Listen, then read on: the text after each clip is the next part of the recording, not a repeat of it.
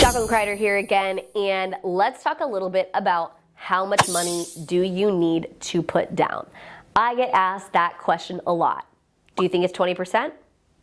If you watch any of my other videos, you would know that that is not what it is. It is not 20%. So lots of people ask, how much money do I need to put down? And the answer is, again, it depends. That's right, it depends.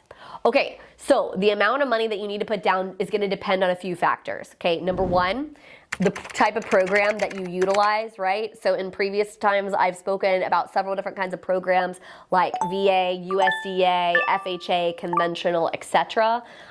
There are some 0% programs like VA and USDA, so you may need zero down payment. Some other programs like FHA, you're gonna need minimum 3.5%. Conventional is either gonna be 3 or 5%. And so those are gonna be your minimum amounts. Can you put down more? Absolutely. You can always put down more. So you want to go ahead and chunk down all kinds of money. You absolutely have that ability and that right.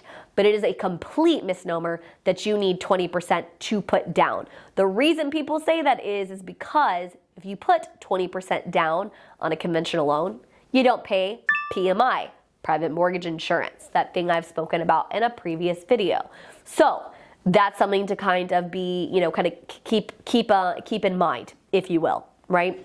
That could be a factor for you if you don't want to have to put down, if you don't want to have to pay private mortgage insurance. But the amount of money that you actually need is not that much.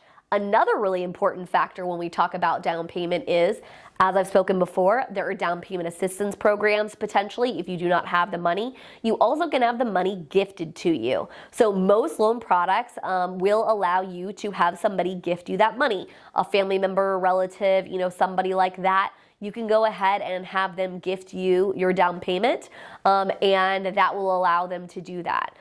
So there is definitely a lot of different ways that you can look at it. You can also go and watch my closing cost video. Closing cost video is going to talk to you about how much you need to expect for that part of the transaction. So your two things that you're gonna have to consider is down payment and closing cost, and look at kind of how much you're going to need there. But a lot of times, guys, if you're ready and wanting to look at buying a home, it doesn't hurt to have conversation.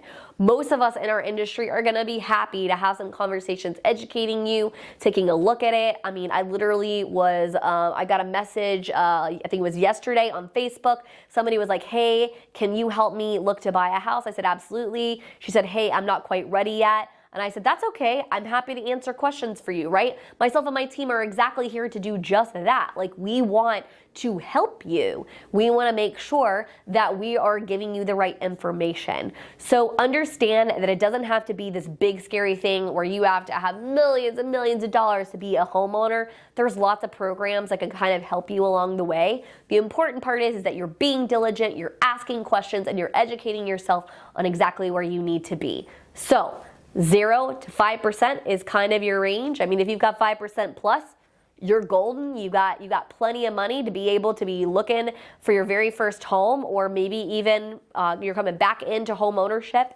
etc. So keep that in mind.